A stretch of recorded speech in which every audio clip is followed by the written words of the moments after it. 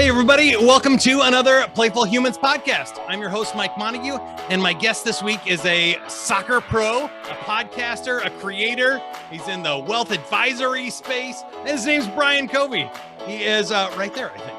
We're going to talk with him about being a playful human and all the cool stuff he has going on, from being a top-rated podcaster, creative disruptor, speaker, author. Love the book, Conversations with Covey. You can check that out at Amazon as well. And the show is brought to you by Playful Humans. Playful Humans is about rediscovering the power of play. At one time, you had genius levels of creativity. Let's find it. Here we go. Don't wait for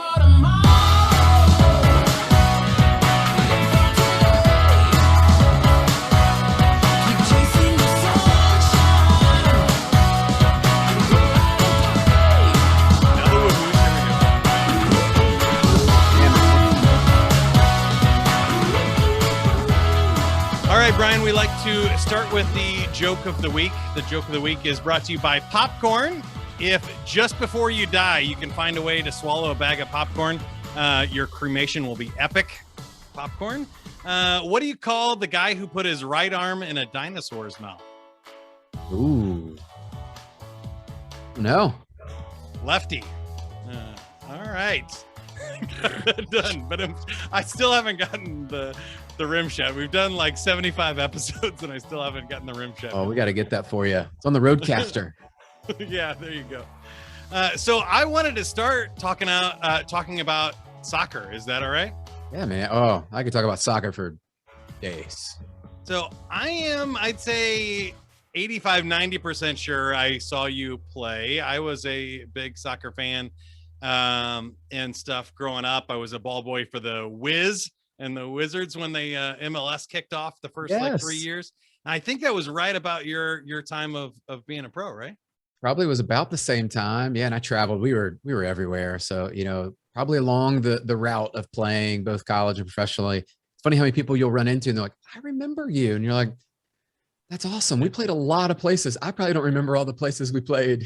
Yeah, and you're like, I don't remember you. You were in the stands. I didn't get that. I get that from radio a lot too, which is awkward. They're like, I know you, and you're like, I don't know you at all. Yeah, it's such a cool life, though. It was a good time. You make a lot of friends. You get to travel to some cool places, and as we were talking about earlier, you get to eat a lot of great food as you're traveling, testing out the cities. There you go. And I know you played in the Olympics, but do you have a favorite soccer story or memory? Ooh, so my story is actually interesting. I didn't end up making the final cut for the team. So I was on the Olympic team pool. And so most people know, like, they take about 40 players at a time, and then they'll cut that down. So it depends. At that time, it was anywhere from 18 to 22 players, and they would take. And we had gone to Japan that year, and I did not make the final team, which was heartbreaking, but actually kind of set me on a trajectory for success. And I continued to play, and then made our U23 national team, because that was back when it was like U17. And for people that don't know, if you look at the amount of talented players to even get considered to be part of that group is like the 1% of the 1%. And it's such an elite group that I was just honored to be part of that. And it really helped me, continue my career and then also into business. And now I even say it's shaped who I am as a dad and a husband. Yeah, I think that's awesome. You get to be the soccer dad now and coach, which I feel like is a lot more fun, but there is something about soccer. I just went to the U.S. men's national team game a couple of days ago here in Kansas City for the Gold Cup. Yes, that's right. So this podcast is coming out 3 months later, but I find that there's a difference between playing the sport, watching the sport, and coaching. So for me, I loved playing soccer, but as you get older, and even I could tell you my story real quick. I went to play soccer in college, and I was like, I'm a big guy. I'm like 6'2", 200 pounds. And for a soccer player, that's pretty large. I was a sweeper. If I got injured or knocked down in a game, it was very, very rare. And I went to college and I was playing against these like 24-year-old ex-Marines as a 17-year-old. And the eligibility was so crazy. And, too, with the Title IX and stuff, there wasn't like scholarships or varsity teams in all the schools. And I went to the University of Missouri. And so the rules got really lax, and it's like I was getting beat up. And So I'm telling you the long version of the story, but it's good anyway. So, I'd get beat up by these like ex-Marines, knocked down. I'm bloody, bruised after a soccer game. And I'm like, this just doesn't even feel like the same sport. And then I come home to the fraternity house and they're like, how was the game? I'm like, all right, we won it. And I'm like, what'd you guys do? And they're like, oh, we were at the hot tub with these girls we met and I'm like, wait a second. Maybe soccer's not as much fun as I thought it was. Yeah. But then watching it, I was a big fan for a while. But then as I got older, and maybe it's just when you pass the age of the players, you're like, why am I watching young guys in better shape than me play? Not as fun, but coaching to me really re-engages the passion. I love playing with my nieces and nephews. Is it the same thing for you? Do you see that too? Or how do you think about being a pro versus being an amateur and how you balance the fun versus work part of that? Oh, so I would say I still love to play, and it was a desire placed in my heart early on. My dad was a coach at our church, and then we had Kyle Rote Jr. So you probably know the name, played with Pele, and like Kyle actually was in Memphis and happened to go to our church and was one of my first actual coaches for soccer. I had an older brother, 5 years older, and I tell everybody the stories. I just got to chase him around the field and his friends, right? Because I'm the younger brother and I'm just going wherever he goes. And that was cool because it really placed this desire and fun and like passion that I still have today, whether I'm coaching my daughter, where I'm helping out somewhere, whatever I'm doing, I'm having fun. And I still have not given up. So I have a fun story this year. I was playing goalkeeper indoor, and we don't play a lot of indoor. And the way that I went down, my arm just hyperextended a weird way. So I tore my bicep. And everybody's like, oh man, are you going to retire? Are you going to do this, do that? No, of course I'm not. We'll be back out. I still love to play for fun. It's who I am. It's what I enjoy to do. But I do think there's a part of me that I can play, but then I can very quickly shift over and be dad and coach and be around the game. And my wife will laugh. She's like, this is like your happy place. When we go, like my daughter made the regional tournament and all that stuff. She's like, you could sit out here and watch games all day, couldn't you? I go, yeah, I could. Kids I don't even know. Why not? People I don't know. Why not? Like I love great soccer and the competitiveness.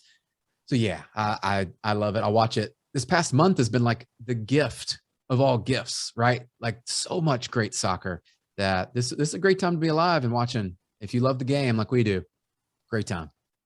That's cool. And then what about the second part there of like work versus play? You seem like a guy who's driven in both. So maybe it doesn't matter much for you, but I found it's different. Like when I was being a DJ at a party versus being a DJ on the radio, it's like, well, all of a sudden people are telling you what songs to play and it's not as much fun and you're getting, paid to do things is different than doing it for yourself.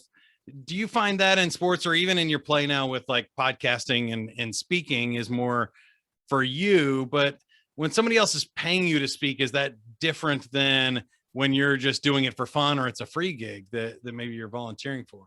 So it's definitely different. I have found, especially even moving from college to professional where they start to actually pay you to do this stuff. And we'd had endorsements and all the stuff and free gear and the cool stuff.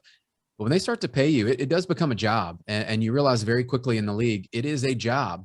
They're running a business and you are part of that business. And so do you drive revenue? Do you accomplish the goals that are there? And you realize very quickly, a little bit of that fun gets pulled out. I was fortunate. I had some great mentors around me and some people that were just super cool. And that they would say, Brian, look, do this, don't do that. Right. Like, don't spend your money here. I'm like, we're not making that much money. So that's okay.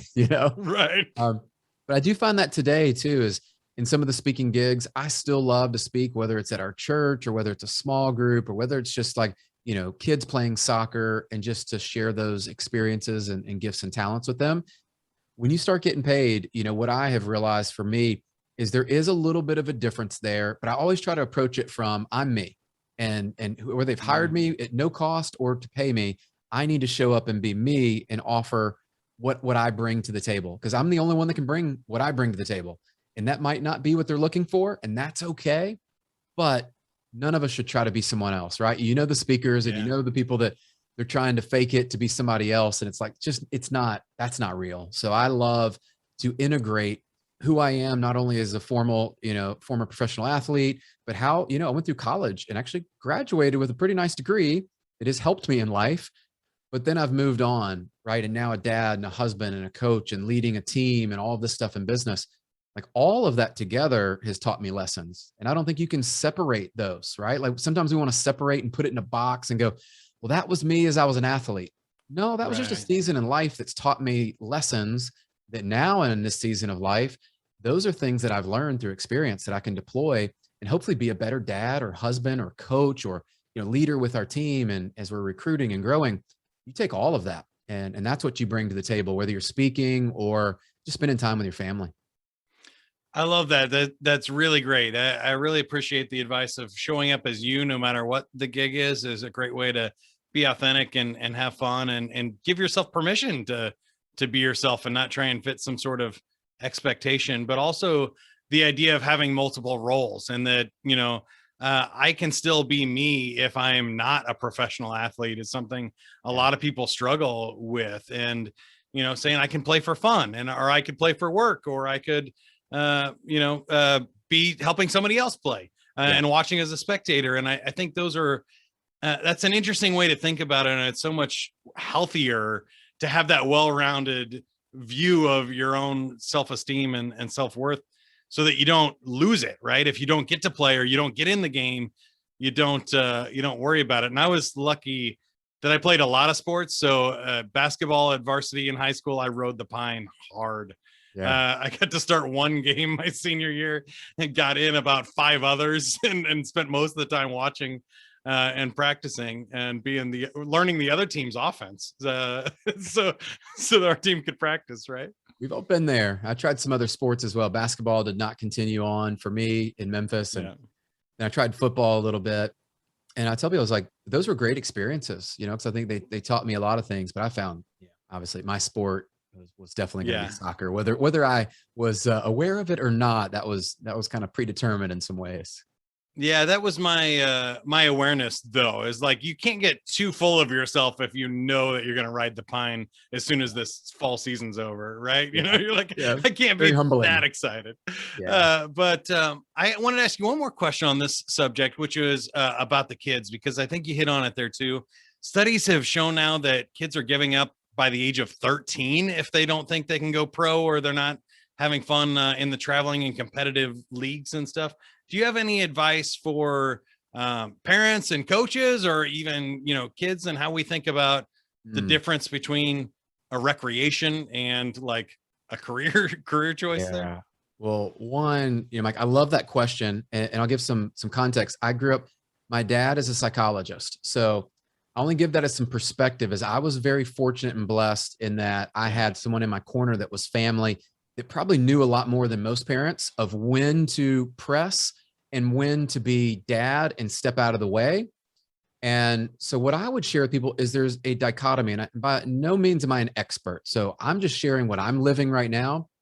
And I was the coach for my daughter up until she was about 12 years old. She's 14 now. And what I realized, there was a point at which I've got my B license, which if you know anything about coaching, like A license is college, professional level. And so I don't coach that level currently, but I've got a B license, right? Played professionally. I have all this experience. I know I can add value and train her. And while I might be equipped for it, I'm not the right person to share certain things with her. And so I made a very conscious decision I want to be her dad, because I'm going to be her dad 20, 30 years from now, whether she plays college, professional or not. I think that's yet to be determined. And this dichotomy exists of parents. I think many times they want something for their kids that their kids don't even know what they want. And let's just think about that for a minute. A 14-year-old, and we're asking them, do they want to play professional soccer? Their context by which they can make that decision and actually have the emotional intelligence to understand what the requirements and commitments would be. They don't even understand what they're answering. And so I would say, let's slow our roll here. And I was the kid that was just kind of thrown into it with Olympic development. And it happened because I happened to be in a program and I excelled and continued to play. It was not chosen by my parents. It was not forced upon me. And I look at that worked out exceptionally well for me. And so I'm trying to, in a way, take those lessons. And what I believe, and this is part of how I live my life, is we should all be in pursuit of our best. And your best, my best, and the person down the street, they're all going to look different on any given day. And I want to make sure that my daughter understands the statistics that you shared there. And we are seeing it right now. She does travel soccer, and we're seeing high quality, top team level girls quit completely. Well, think about that just for a minute as a parent. Do you want your child to have years of experience where maybe they're not on the top team, but they continue to play, they continue to learn, they continue to grow? Or do you want them to be on the top team and get so burned out by the age of 14 that they quit and they never get to fulfill maybe what their potential was? They never even had a chance. And so I'm in the camp of I'm going to be 90% dad, probably about 10% coach.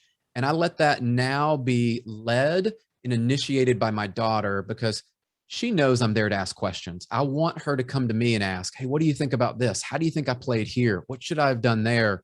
Because I've found when she asks the question, it's like they say, when the student is ready, the teacher will appear. Look, I'm going to be dad until I'm asked. And then when I am asked, I will interject. And that's a struggle for a lot of parents. Unless the parents are on the same page, you'll find a lot of rift through that. That'll be very discomforting for everyone. Yeah. And so my only advice is get on the same page and understand that it's a journey and not a destination. Even if they make it to college, that is not the destination for your child. So it's great advice. I really love the way you put that. And you brought two things to mind for me. One is I was super lucky. And one of the reasons I love soccer and played that long was we had a really good coach for our neighborhood team. And it turned out that we went all the way up to 18 together. And our club team was pretty much the same, 11, 13 guys out of 15 or so.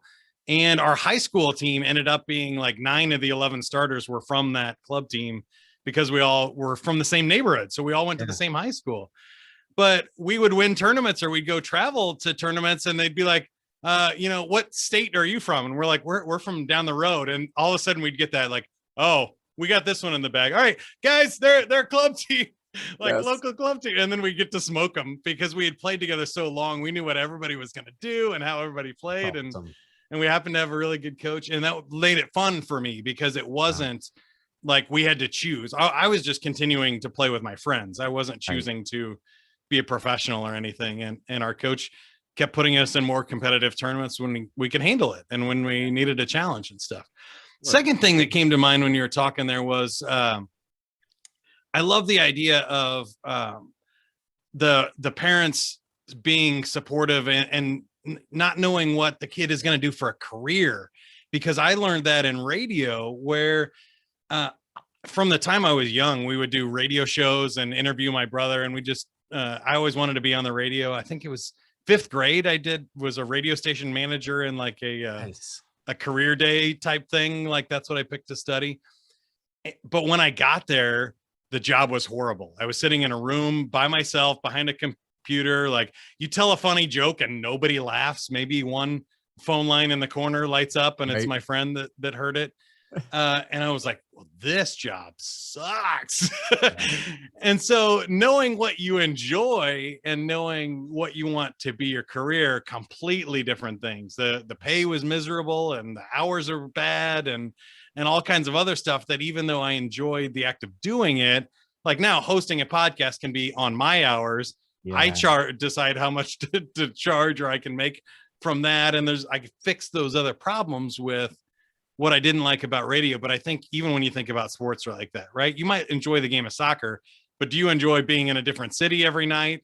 Making small amounts of pay for amateur sports, or not being able to date or have, see your family because you're traveling. Those are all different things, right?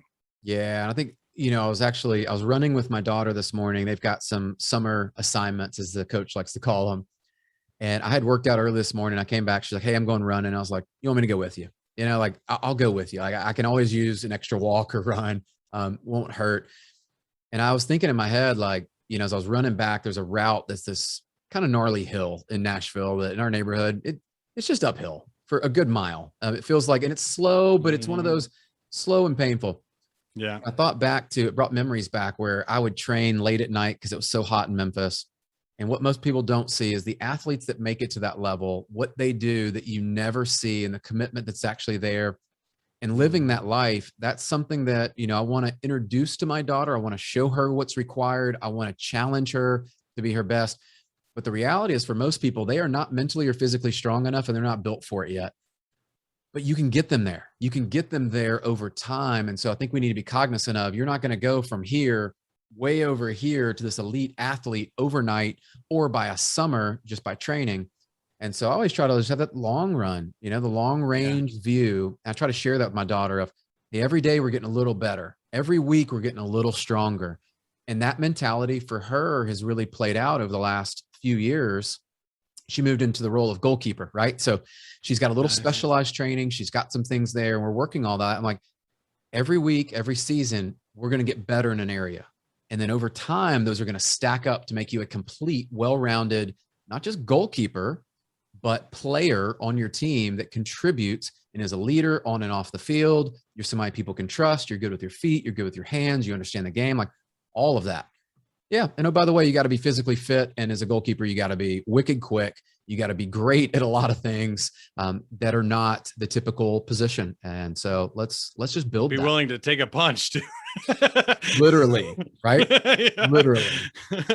So I want to transition and talk to you about your conversations with Covey and what you're doing now. But got it. There's the book. Check it out. Available on Amazon, or go to the website, briancovey.com. And for me, there's an easy transition there because you were talking about the stuff that it takes to get there. And so for all of our listeners today, I think it's the same whether you want to be an artist or a cartoonist or a filmmaker. You don't see the thousands of drawings that ended up in the trash. You see the one that made it into the newspaper.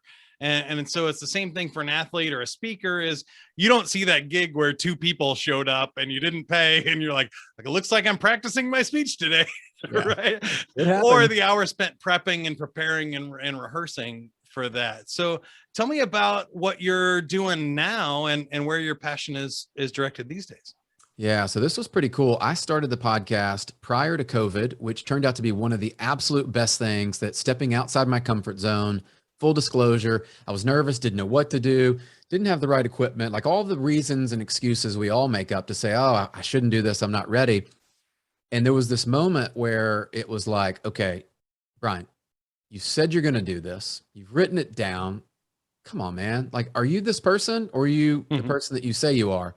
It was that defining moment of, I'm going to go do it. And what I recognized was very clearly, I've got a lot of really cool connections over time that I've met, whether it's sports, entertainment, finance, authors, musicians, all these cool people. I'm like, well, they have great stories. I could bring them on and tell their story and ask great questions and let them share their kind of genius and their wisdom and their experiences in life. And people probably want to listen in because they don't have access to these people. They may not know them, but I knew they had cool stories and could impact people, not only just inspire and motivate them, but give you tools to go win at life today. And so the podcast was birthed out of that, which was awesome. The byproduct, which you probably know this, Mike, is you get better at speaking, you get better at preparing, you get better at asking questions, you're better at things that you do in life when you're having conversations with people, whether it's, again, family, friends, you're negotiating that big deal, you're an artist and you're trying to get, your art picked up somewhere, you're a coach and you're trying to coach kids. Like, just call it what it is. When you surround yourself with these people that are really good, you're learning as you're on a show with them. So think about how my learning and growth was accelerated during COVID, when there are no more face-to-face meetings, there are no more masterminds and getting in front of people for the most part. And now I'm just meeting people. And what was so cool is there were so many people that, guess what? They were cooped up at home too. They wanted to do stuff. Yeah. So I probably got a lot of great guests that I normally wouldn't have gotten had they been on the road and they've been doing their normal day gigs and travel.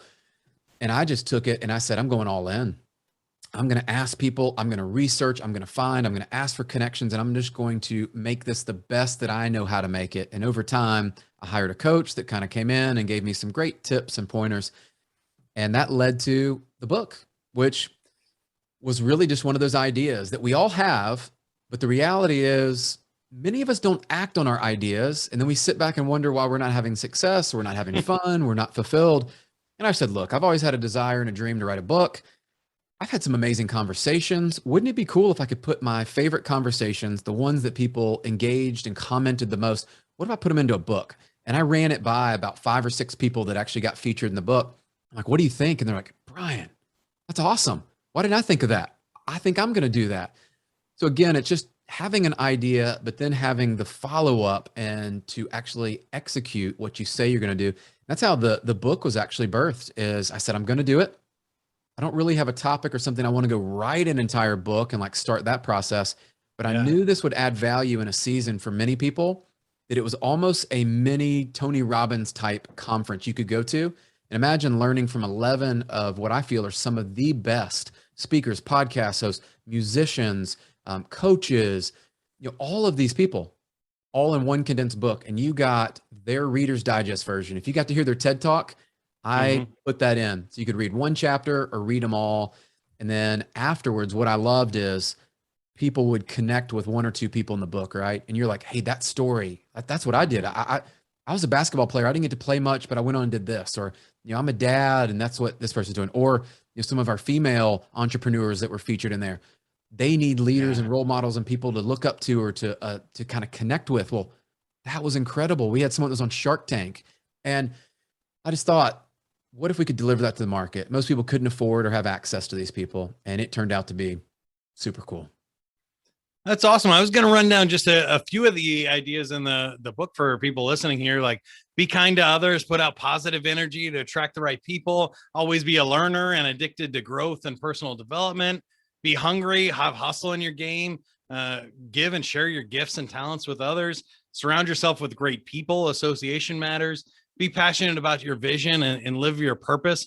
All of those things are awesome stuff that I feel like, and maybe it's just me because you and I are in very similar boats here, but I feel like everybody talks about like grinding and working hard or late nights or even the attractiveness, like the success of it, of people that are social media influencers or have their own reality show or other things, that they're not talking about the right stuff. Like you can easily do all of those other things and not be happy with yourself or your results. Yes. But these things you have on the list, I think, allow you to enjoy the process as well as the destination. But does anything jump out for you, or the story that most resonates with you from the book? They all resonated. And I think what I took away, without picking any one of them, is if we take time with everybody we connect with on a daily basis, whether family or a new person you're connected with, everybody has a story. Everybody has something that if we listen and actually are paying attention, we can learn from them. From the janitor, the CEO, to people that are not even working today, right? Like the waiter or waitress that you run into later when you go out to have a meal.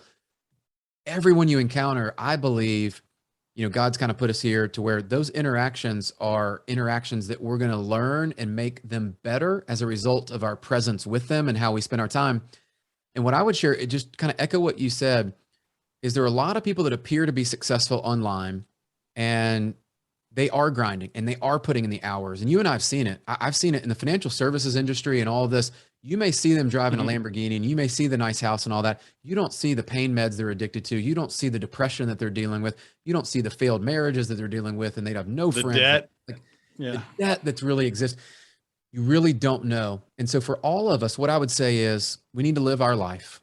And we need to surround ourselves with people that are going to, in a positive way, challenge us, but also inspire us to live our best life. And I can't be someone else. And one of the most impactful people in there, I'll just say, was David Meltzer. And just some amazing conversations, kind of took me in as kind of a mentee, and some things that he shared, had me on the Office Hours show. And I've just admired and asked questions. But I love what he's done as a family man, but his business. And he's very real about, all of us have had stories where we have crashed and burned. I've crashed and burned at least 3 times that if you were to know the full story, you'd be like, ooh, that's not good. Well, guess what? From every one of those, I learned something, and I had to figure out how to get back up, put my boots back on, get in the game, and go back to battle.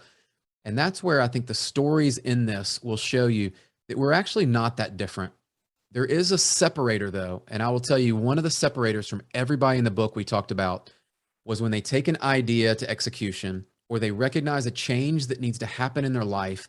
It is the difference in how quickly they respond and take action. And how many times have you heard, I'm going to start that workout program or that eating plan next week. I'm going to start reading a book next week. I'm going to start to travel next month. I'm going to do this. I'm going to write out a budget next week. The separator and the secret is I have found in talking with these people, and I've lived it out myself, I've decreased the amount of time before when I recognize a decision needs to be made and change needs to happen, I need to make that change immediately. If I need to get in better shape, I'm going walking or running today. If I need to eat better, my next meal or the food that I am ordering right at this moment is going to be closer to that. And then every day you have to look at, are your actions aligning with your goals? And if you haven't really slowed down to dream about what your vision is and thought really about how big your life could be and the impact you could have, you need to start there. And so that's what I'd say is dreaming and then executing. Everyone in that book had a massive dream. And they also were very tactical. If you spent a day with them, you would recognize their day is very structured. They follow up. It aligns with their priorities. And guess what? None of them were burned out because they're having fun while they're working hard, while they have integrated family, fun, fitness, faith, all of that together. And it's admirable. So I felt honored I got to have the conversations. So cool. Check out the book, Conversations with Covey, 11 powerful, inspirational, and hope-filled lessons from today's biggest leaders. You can find it at briancovey.com. Link is also in the show notes there below. And you can just search for it on Amazon. But I love everything you said there. For me, I had two big takeaways. One is I think I actually heard Oprah say this on a podcast recently when she was talking about kids, that they just want to see that your eyes light up when you see them, right? I think you see that from great leaders or people that have passion in it, is like they're genuinely excited about it, or positive people, when you meet them, their eyes light up and they're like, hey man, great to see you. And everybody loves that. That's what we're looking for. Like people want to surround themselves with more of that. And then love what you said about taking action too, because I found that to be true. It's just so many people drifting, waiting, wasting time, looking for the right circumstance or a place where they won't fail. And it's really about taking the actions and failing forward to just get started, because nobody goes from 0 to 100. You gotta take all those steps in between. So that's awesome. Brian, one question here before we go. Would you like to play a game? Oh, I'm always about some games. So do it. All right. I didn't tell you which one we're playing today because we're going to spin our wheel and find out which game you got.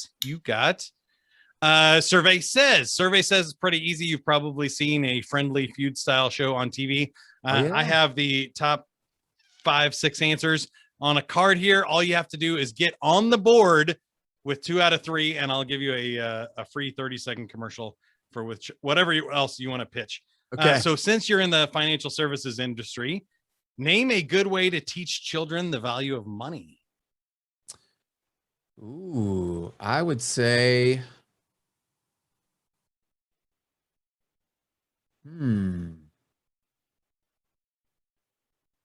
help them actually write out a budget. Oh, nice. Budget is good. I'm going to count that. Lots of good ones on here that count, from like opening a bank account to making them have an allowance or budget. Yes. So yeah, good. Checking account was my other. We just did that with my daughter. So good. I got on the board. That's awesome. And then, don't give them money unless when you take them shopping, give them the money and make them actually spend it out of their hand. That's a good one. Name something men and cats have in common. That's the oddball one in the group for you today. It's one of those weird ones. They both need grooming. Good. I'll take that for sure. We have Harry and Whiskers on the board, and like petting. Number one answer though was love sleeping. Ooh, I can attest. I don't have cats. I have dogs, but yeah. Name a device some people just can't figure out how to work. Oh, I've seen people with an iPhone, which is kind of scary. And I will go with, car is not really a device. Let's go with a Ring doorbell. Oh, that's a good answer. I think they were going a little bit. I'll give you a cell phone was number 3. VCR DVD player number 1 answer on that one. Those are good. I don't know why people could never set the VCR time, but it blew the minds of people around there. So we will count it. Any last questions, gives or asks from the audience. How can we help you today, my friend? Well, I've been on this journey that has been very fulfilling for me. And I think what I would love to give back, and my intention and why I love joining these shows, is just to share a little insight, hope, and inspiration and some motivation into your own life of how you can win at life. And look, we're all going to be having seasons where we're up, seasons where we're down. And I would encourage you, whether it's the book, you check it out, that helps you, you follow on social, there's lots of free resources, check out the website, surround yourself with great people. And what I would say is those people are the ones that can typically help you accelerate wherever you are to where you want to go. And that's what I've found was like a secret. But in the end, and this is what I'll leave you with this lesson, you got to look in the mirror, because the person looking back at you is the only one that can take action, the only one that can help you move forward. And that's where my desire was sharing the book, and the 10 other authors and writers in there poured their heart and soul into it. So you get kind of a best of collection where you don't have to go buy 11 books. You just buy one. Check it out. Most people know you don't really make a lot of money writing books, but I do hope to inspire and really encourage and motivate, over 1 million people with that, and help them find true joy and happiness in their own life. And then they can share that with other people and their families and their community. So that was the mission. That is awesome. Check out the book, Conversations with Covey, briancovey.com. And thank you for joining us, Brian. Soccer player, soccer dad, family man, wealth advisor, speaker, author, top-rated podcast host, and creative disruptor. Super fun conversation today. I really enjoyed it and got a lot out of it. So thank you for being here. If you would like more information on Playful Humans, go to playfulhumans.com. We have a quiz where you can find out what type of play you enjoy most, and a community of other playful humans where we're trying to get off Facebook and other social media and join collectively to go out there and have more fun. Playfulhumans.com. Good, man. A little piano action. We're at the bass now.